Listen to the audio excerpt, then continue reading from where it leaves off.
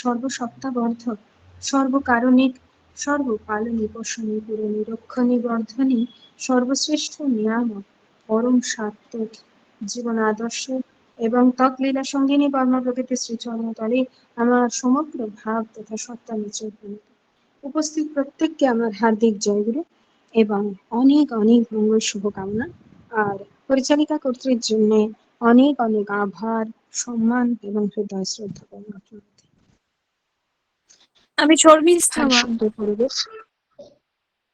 আগে আগে মাগো জয়গুরু।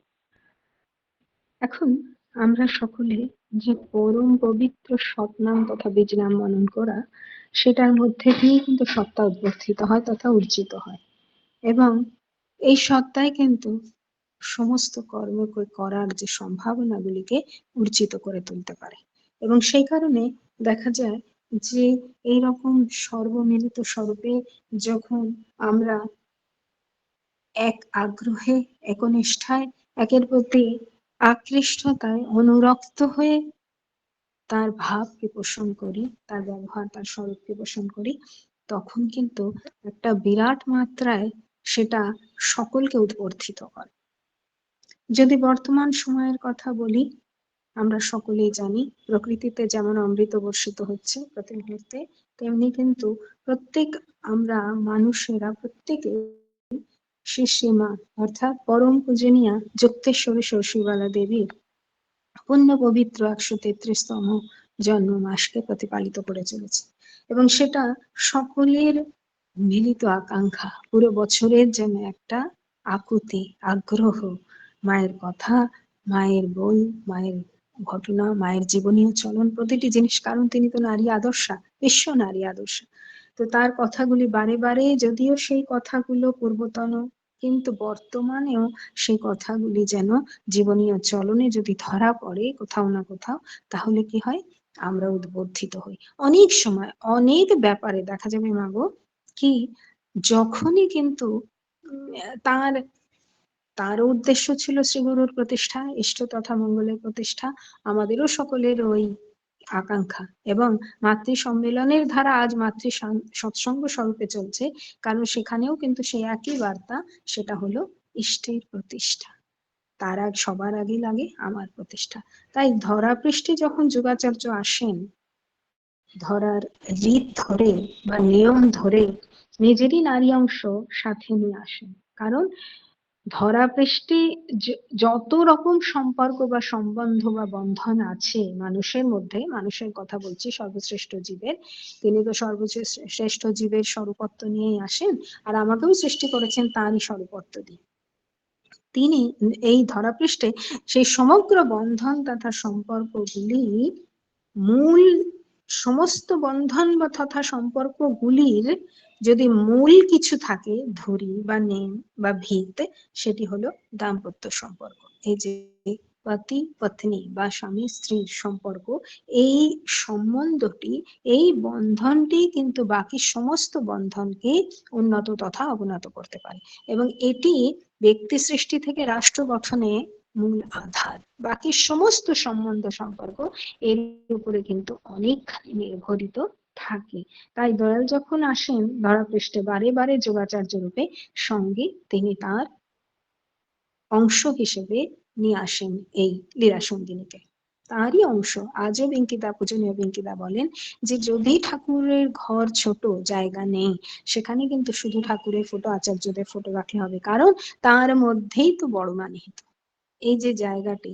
তাই কারণেই তো আমরা দেখতে পাই যখন অর্ধাঙ্গিনী স্বরূপা হয়ে নারী আসে ধরাপৃষ্ঠে, পুরুষ, ভুল বললাম, পূর্ণাঙ্গিনী রূপে নারী যখন ধরাপৃষ্ঠে আসেন, তখন অর্ধাঙ্গ স্বরূপ পুরুষকে সঙ্গে যখন সে এই সম্পর্কে মিলিত হয়, যে মূলগত সম্পর্কের কথা বললাম, সেই সম্পর্কে মিলিত হলে সে পূর্ণাঙ্গ করে ওই অর্ধাঙ্গ পুরুষকে। তাই বলা হয় তার নামটি হয় নারীটির জায়া, কারণ তার মধ্যে দিয়ে জন্মগ্রহণ করে সেই পুরুষটি, কারণ সে যে অর্ধাঙ্গ। পুরুষ কিন্তু অর্ধাঙ্গ এই কারণে, তার ধাতুগত রূপ হচ্ছে পুর ধাতু থেকে উৎপত্তি তার পুরুষ, এবং সে পূরণ করতে পারে, তাই সে পুরুষ। কিন্তু পূরণ তো আপনি আপ হয় না মাগো। চাহিদা, অবস্থা, পরিস্থিতি, মানুষের মান চাহাত থাকলে সেটাকে পরিপূরিত করার জন্য সে পূরণ করে পুরুষ পূর্ণত্ব দেয়। কিন্তু পোষণ কিন্তু তা নয়। প্রতি মুহূর্তে সে ছোট্ট একটি শিশু নারীও পোষণ দিয়ে উদ্বর্ধিত করতে পারে। তাই ঠাকুর বললেন ভগবান স্বরূপত্ব হলো নারী, এবং সেই ভগবান স্বরূপত্ব জন্মসূত্র থেকেই পোষণ দিয়ে অগ্রসর করে। এখন এই সম্পর্কটি গঠনের ক্ষেত্রে দায়িত্ব কার? সেই নারীটির। নারী কিন্তু বরবরণ করে, তাই না? কারণ সমগ্র দায়িত্ব তার। আর্যকৃষ্টি, আমরা যে আর্যাবর্তে বাস করি, যার নাম আজ ভারতবর্ষ, সে আর্যকৃষ্টির রীত কিন্তু এটাই বলে যে নারী তার বরকে বরণ করে, কারণ তার মধ্যেই দেওয়া পোষণ এবং তার মধ্যে দিয়ে পুরুষ পূর্ণাঙ্গিত হয়ে সেই পুরুষের যত জীবনীয় সম্ভাবনাগুলো ছিল সেগুলো বাস্তব হওয়া শুরু করে। এবং তাই দেখা যায় মাত্র 11 বছরের ছোট্ট একটি কন্যা, সে কিন্তু নিজেকে নিজেই ওই 17 বছরের অনুকূলের সঙ্গে সমর্পিত করে পূর্ণরূপে। কারণ এই ধরাপৃষ্ঠে এই অভিনয়ই চলবে। এই অভিনয়ের দ্বারাই তিনি যখন আমার মতন স্বাভাবিক মানুষের জীবন, সংসার, পরিবার, পরিজন, সমস্যা, প্রতিকূলতা, নানা রকম নাকারাত্মক পরিস্থিতিকে উদ্ধার করে চলেন, সেগুলো দেখে দেখে আমি অনুরত হই তার প্রতি। অনুরত, তারপরে অনুগত, তারপরে ওই অনুরাগ বা অনু রীত যেটা সৃষ্টি হয়, অনুরাগ সৃষ্টি হয় আমার তার প্রতি। কারণ তিনি সর্বতোভাবে শ্রেষ্ঠ, প্রতিটি পরিস্থিতি তিনিও জীবনে পার করেন, কিন্তু আমি আটকে যাই, সেখানে তার প্রতি শ্রদ্ধা জন্মায়। তো এই যে জায়গাটি, এটি কিন্তু সৃষ্টি হলো ওই নর এবং নারী। এবং যখন ধরাপৃষ্ঠে জীবের সৃষ্টি হলো তখনও কিন্তু ওই নর নারীর আশা হয়েছিল, এবং তার দ্বারাই ওই নারীর পোষণ, নরের পূরণ, এর মধ্যে দিয়ে কাজ বেশি ভগবান স্বরূপত্ব স্বভাবা নারীর মধ্যে। কারণ সৃষ্টিকর্তার যেমন কর্ম সৃষ্টি, পোষণ এবং বৃদ্ধি, নারীর মধ্যেও কিন্তু সেই কর্ম দিয়েছেন। এই জন্য নারীর মধ্যে ধর্ম বৈশিষ্ট্য, এই জন্য নারী প্রেমের অধিকারী। পুরুষও প্রেম করে মাগো, কিন্তু সেই প্রেমটা কেমন? সেই প্রেমটা হলো পূরণ স্বভাব সম্পন্নতা। ধাতুগত রূপ তো পূরণই, তাহলে দরকার, চাহিদা বা অবস্থা পরিস্থিতির প্রয়োজন হলে তখন পুরুষ পূরণ করে প্রেম করে। এটি নারীর ক্ষেত্রে নয়। নারী কিন্তু সম্পূর্ণা যাকে বলা যেতে পারে। কারণ এই নারী, ঠাকুর বলেছেন যে নারী কিন্তু একাকিত্বও যদি জীবন কাটায়, যদি কিনা তার বিহ্বলতা বা পুরুষের প্রতি আকৃষ্টতার ভাব না থাকে, তাহলে কিন্তু সে একাকিত্ব হয়েও কিন্তু সকলকে নিয়ে উদ্বর্ধিত হয়ে জীবনের পথে এগোতে পারে, সাত্ত্বত পথায় যদি থাকে। আর যদি জীবনে আবিলতা থাকে তাহলে পুরুষ বরণ করাই শ্রেয়। কিন্তু এক্ষেত্রে একটি প্রশ্ন ছিল সকলের, যে এ বীজ অর্থাৎ সন্তান সৃষ্টিটা, ঈশ্বর বললেন যে, যেমন প্রভু শ্রী রামকৃষ্ণ বলেছিলেন মা শারদাকে, একটি সন্তানের জননী হতে চাও কেন, বিশ্বজিৎ তোমার সন্তান, বিশ্ব জননী যে তুমি। আর সেই স্বরূপেই তিনি রয়ে গেলেন, কারণ একটি নারী পূর্ণাঙ্গ, সম্পূর্ণ করতে পারে। এই যে ধারাটি আজকের সময় আমাদের প্রবাহিত হয়ে আসছে মাগো, সেটি আমরা সকলেই প্রতি মুহূর্তে ওই জিনিসগুলোকে পর্যালোচনার মধ্যে দিয়ে নিজের জীবনকে সেইভাবে সার্থক করে তুলি। এই কিন্তু এই পুরী মাসটি আমরা যে ব্রত গ্রহণ করি বা সৎসঙ্গের মধ্যে দিয়ে যে সাত্ত্বিক বার্তাগুলোকে গ্রহণ করি, সেগুলো বাস্তব করার সময়। এবং সেই সময়টাকে সঠিকভাবে তার মতো করে, তার উদ্দেশ্যে, তাকে ভালোবেসে, তার প্রতি অনুরাগে এগুলো যদি করি, জীবন সত্যি সত্যি সহজ হয়। প্রতিকূলতা আসবে না এমন তো কোনো কথাই নয় মাগো, আসবেই প্রতিকূলতা, নাকারাত্মক পরিস্থিতি, কিন্তু সেগুলো উত্তরণ করে সকলকে নিয়ে চলার ক্ষমতা ওই নারীর, যে সকলকে পোষণ দেয়, যে সকলকে মেপে দেয়, এবং যে সকলকে নিয়ে বর্ধিত হয়, একা কখনো না। এখন এই যে প্রচেষ্টাটি, এই প্রচেষ্টায় মূল উদ্দেশ্য কি? ইষ্ট প্রতিষ্ঠা, মঙ্গলের প্রতিষ্ঠা, সত্যের প্রতিষ্ঠা। সত্যে থাকে মাগো অস্তিত্ব রক্ষা, বিকাশ সাধন। অর্থাৎ সোজা কথায় যদি বলি, বাঁচা, বাড়া, উন্নত হওয়া, যেটি কিন্তু জন্মসূত্র থেকে প্রতিটি মানুষের আকাঙ্ক্ষা। কেমন করে বাঁচবো ধরা পৃষ্ঠে, বহু সমস্যা, বহু কর্মসাধনা, বহু প্রতিকূলতা, সেগুলোকে উত্তরণ করে সকলকে নিয়ে বাঁচবো কি করে? বাঁচলাম, তারপর বাড়ার প্রশ্ন, বাড়লাম তো উন্নতির দিকে। উন্নতি কি করে হয় মাগো? উৎসের প্রতি নতি তথা নতি সম্পন্ন ভাবনা না থাকলে তো উন্নত হওয়া যায় না। হতে পারে জীবনের বিপরীত মাত্রায় উন্নত হয়, সেটা তো বাঁচা বাড়া হলো না। বাঁচা বাড়া উন্নত হওয়ার একটাই মাত্র পথ, সেটি হলো ওই সত্য বা পরম সত্য, যিনি তিনি ধরাপৃষ্ঠে আসেন। তার এই যে অদ্ভুত সৃষ্টি, ছিলেন তো এক এবং অদ্বিতীয়, ঠিক? এবং এই এক এবং অদ্বিতীয় হয়েও তিনি কিন্তু বহুতে উদ্ভিন্ন হলেন। আর এই বহুটি কেমন? বহুতে উদ্ভিন্ন হলেন নিজের ইচ্ছায়, এবং বহুটি কেমন? বিচিত্রতা, বিভিন্নতা, ভিন্ন ভিন্নতার মধ্যে দিয়ে উপভোগ। একই দায়িত্বে যদি সমস্ত কিছু তৈরি করে একই আধারে একেবারে সব ভালো হয়ে ইত্যাদি চলতো, উপভোগ ছিল না। যখন বিকৃত পন্থা, প্রতিকূলতা, নাকারাত্মক পরিস্থিতি, সমস্যা, এগুলো যখন আসে, ওগুলোর মধ্যে দিয়ে, উত্তরণের মধ্যে দিয়ে সঠিক উপভোগ তো তাই তিনিও সেটা চান স্বয়ং ব্রহ্ম, যিনি আমার সৃষ্টিকর্তা এবং স্থিতকর্তা বিষ্ণু এবং লয়কর্তা মহেশ, সকলের মিলিত স্বরূপ পরম ব্রহ্ম গুরু, যিনি আমার শারীরিক রূপে আমার মতো নর দেহ ধারণ করে নরতন নিয়ে ধরাপৃষ্ঠে আসে আমাকে শিখিয়ে করিয়ে নেওয়ার জন্য।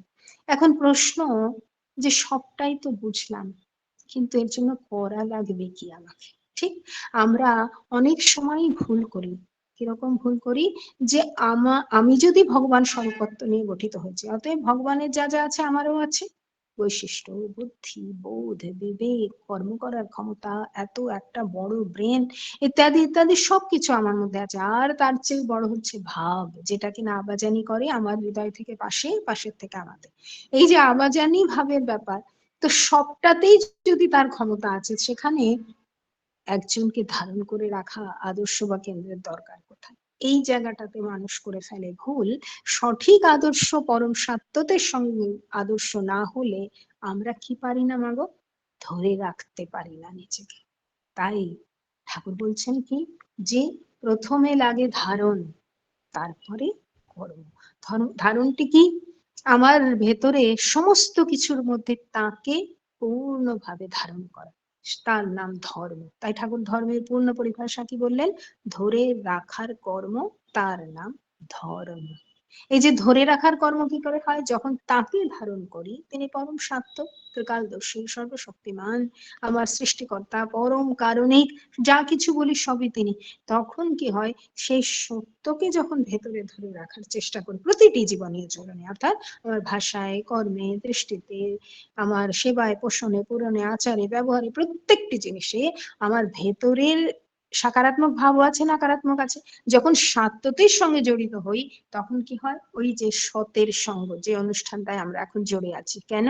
ওটা হচ্ছে সর্বমঙ্গলময় সত্যত অনুষ্ঠান। প্রত্যেকের ভাব নিচোড় আমার হৃদয়ে আসছে এবং আকণ্ঠ পান করছি সত্যকে। সত্তা অর্জিত হচ্ছে, তার সঙ্গে যুক্ত হচ্ছে। ভিন্ন ভিন্ন ছিলায় যুক্ত হওয়াই তো আমাদের লক্ষ্য। তবেই তো ঠিক করে দাঁড়িয়ে থাকবো, নতুবা তো বিকৃত পথে দৌড়ে পড়বো।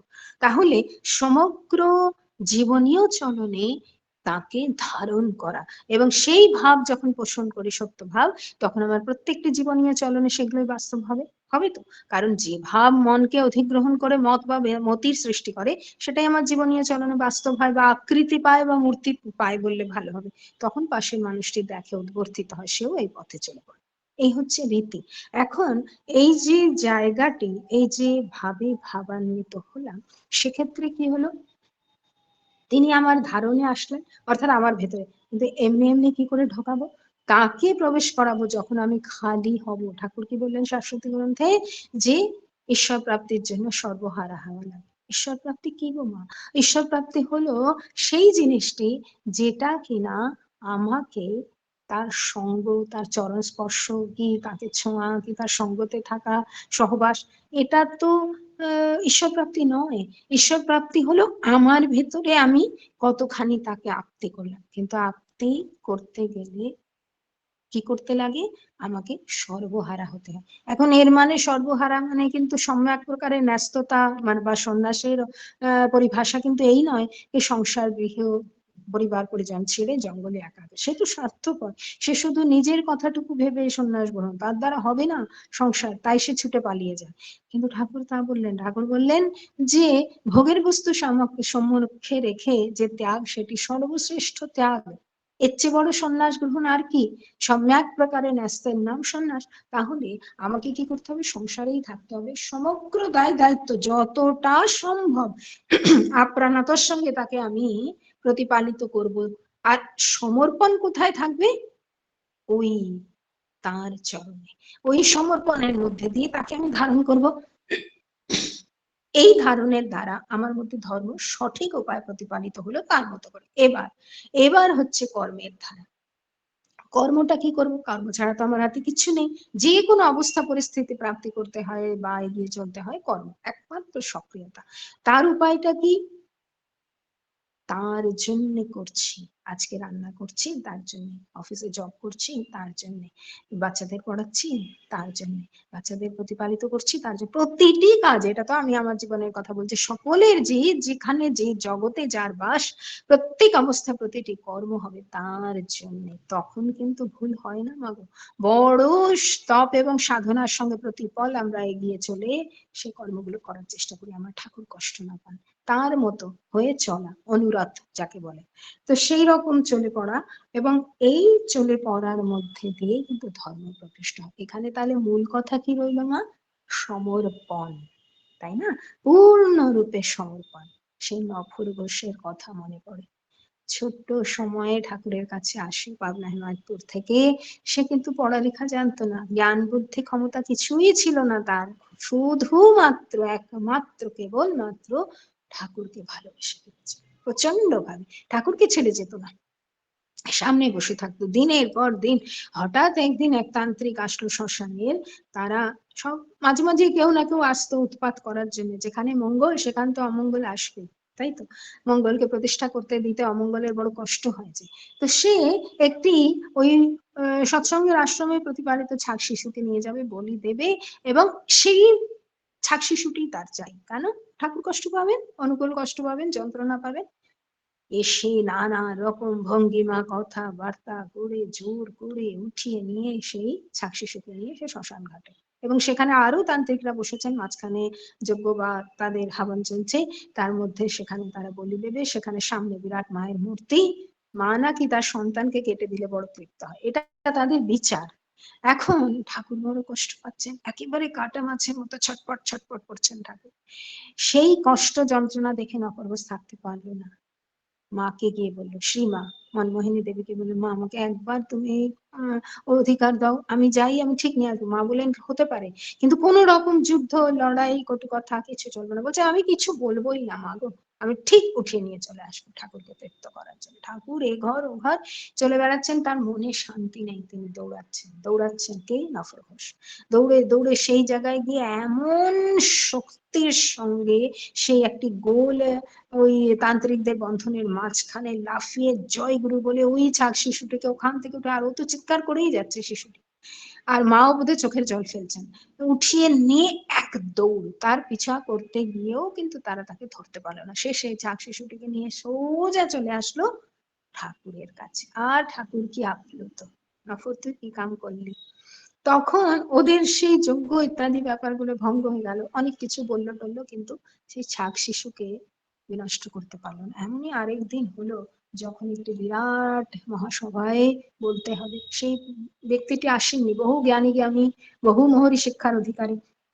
ঠাকুরের কাছে এসে বলা হলো, ঠাকুর এবার কি হবে? সেই মানুষটি তো আসেনি, আজকে আলোচনা করবে কে? তখন ঠাকুর বললেন, ওই সামনে নফর ঘোষ বসে আছেন। নফর ঘোষ তো কেঁদে কেটে ঠাকুরের পা, ঠাকুর আমি কি ভুল করলাম, আমাকে ওইখানে পাঠাচ্ছে, আমি জ্ঞানী না, পড়ালেখা না, কিছু জানি না, এত মানুষের সামনে তো আমার হবে না। ঠাকুর বললেন, তুই আমাকে ভালোবাসিস?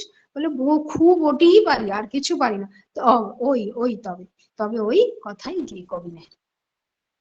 দিন আসলো, নফর ঘোষকে তৈরি টৈরি করে নফর ঘোষ তো কেঁদে কেটে অস্থির। এবং যখন সেই মঞ্চে চড়ছে সে, তখনও তার যন্ত্রণা, মাইকের সামনে তখনও কেঁদে ফেলেছে। কিন্তু নফর ঘোষ সেদিন যা বললো, গড় গড় হাততালি প্রত্যেকের। প্রত্যেক বহু জ্ঞানী গুণী সামনে বসে আছেন, বহু মহরী শিক্ষার অধিকারী অধিকারিণীরা, কিন্তু কি আপ্লুত। ঠাকুরের প্রতি প্রেম কি, কি করে প্রেম হয় এবং কি তার লাভ, এই কথা সে একেবারে সরল সাদা সাধু ভাষায় বলে ফেললো। যেই শেষ হলো নেমেই দৌড় ঠাকুরের কাছে। সকলে এসে বলতে লাগলো, ঠাকুর আর জানেন কি করেছে ঘোষ? ঠাকুর হাসছেন মুচকি মুচকি। এই ঘোষ শেষের দিকে একেবারে শরীর শেষ হয়ে এসছে, একটি লাঠির ভরসায় চলছেন দিনের পর দিন। ঠাকুর বললেন, নফর রে, তোর এবার এই শরীরটা ছাড়ার লাগে, আর চলতে পারিস না। আমি যাব না। কেন যাবি না কেন? তখন বলছে, আমি তোমাকে ছেড়ে যাব কেন? তোমাকে ছেড়ে আমি কোথায় যাবো গো? আমি তোমার সামনে এই বসে রইল। যা যা বাড়ি যা তুই। ঠাকুর বললে তো মানতেই হয়। গেল। তারপরে সেখানে মারা যায় ঘরে। এই যে মারা গেল, কিন্তু নফর ঘোষ কিন্তু যতদিন ঠাকুর শরীরে ছিলেন রোজ আসতো। কোথায়? তার সামনে।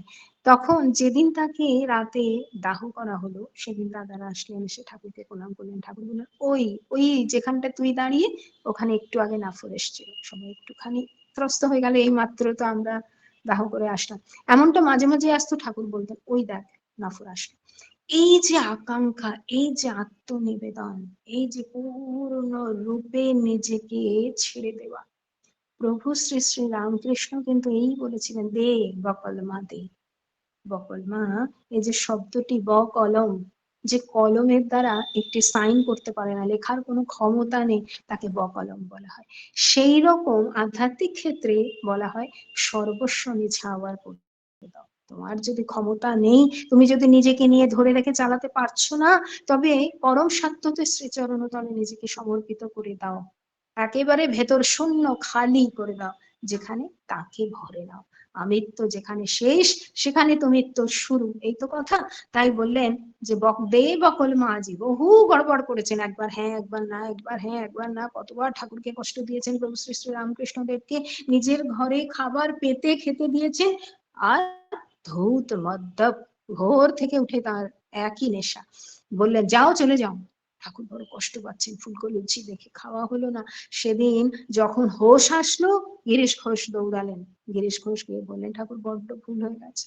ঠাকুর বললেন, দে আজ বকল মা দে, সব ত্যাগ কর, সব ত্যাগ কর। সব ত্যাগ না হলে তোর মধ্যে জায়গা পাবো কি করে আমি? ওই হলো আত্মী, ওই হলো ঠাকুরত্ব জাগ্রত, ওই হলো তাকে পাওয়া, ওই হলো ধারণ করা, ওই হলো ধর্ম। তাই আচার্যদেব আজও বলেন, আমার ঠাকুর কেমন আমি কেন বলি? আমার জীবনীয় চলনগুলো যদি তোমার মধ্যে দেখা যায়, আমার মধ্যে ঠাকুর, তবেই আমার মধ্যে ঠাকুরত্ব আছে। তোমরা বুঝে নাও ঠাকুর আমার কেমন। এই যে জিনিসগুলো, এতখানি সমর্পণ। তিনি বললেন, দেওঘর ধামে আমার জন্ম, বাড়ির কাছেই বৈদ্যনাথ ধাম, আজও দেখা হলো না। কারণ হাতে জলের বোতল, আমি সমস্ত তৃষ্ণা নিবারিত করতে পারি, দরকার কোথায়? এই যে জায়গাগুলো, এই যে সমর্পণ, এই পূর্ণ মাত্রায় যখন সমর্পণ করি, তিনি কিন্তু দুহাত বাড়িয়ে দাঁড়িয়ে আছেন। তাই কিন্তু আচার্যদেব দাদা বললেন, যখন আমরা মুক্তি চাই, তিনি গানের মধ্যে বললেন না, লাইনটা আমার মনে আসছে না তো, যখন আমরা মুক্তি চাই, মানে আমি মুক্ত হতে চাই না, যখন সত্যি সত্যি মুক্তি চাই, যখন তিনি দেন, তিনি কখন দেন? আমার পড়ার মধ্যে দিয়ে, আমার সক্রিয়তায় যদি সেই রকম মুক্ততার একটা ভাব সৃষ্টি হয়, তখন কিন্তু দেখা যায় যে তিনি সত্য সত্য ভাবে মুক্ত, যেমন মুক্ত হয়েছিলেন নফর ঘোষ। এমন বহু মানুষকে তিনি বললেন, আবার যখন আমি আসবো তখন আসবে। কারণ মানুষের বারে বারে আবাজানি করতে, বা এই যে মুক্তির অচলায়তনকে ছাড়তে চায় না। কিন্তু সেটা হয় কখন? যখন আমি মুক্তি চাই, মানে অনেক চাহিদা, এটা চাই, ওটা চাই, সেটা চাই, আর মুখে বলছি ঠাকুর মুক্তি দাও। অসম্ভব। সম্পূর্ণরূপে ভেতর খালি করে আমিত্বকে একেবারে শেষ করি। ওই যে ঠাকুর একটি বাণীতে বললেন না, সেটার পিছনে একটি বিরাট ঘটনা, অতটা বলবো না। আর ঠাকুর বললেন কি, বরফের পুতুল সে কি করে? নিজেকে যতটা গলায়, যতটা ততটা জল পায়, কারণ তার মূল তত্ত্ব বা অস্তিত্ব কি? জল, তাই না? জল থেকে বাষ্প হয়, জল থেকে কঠিন বরফ হয়। কিন্তু বরফ যখন জল হয়, বাষ্প যখন গলে যায়, কি হয়? জলে পরিণত হয়। তাহলে লক্ষ্যটা কি? ওই জলকে পাওয়া। লক্ষ্যটা কি? ওই সাগরে মিলিত হওয়া। লক্ষ্যটা হইল মূল তত্ত্বের সঙ্গে মিলিত। তো আমার তাই হওয়া উচিত নয় কি?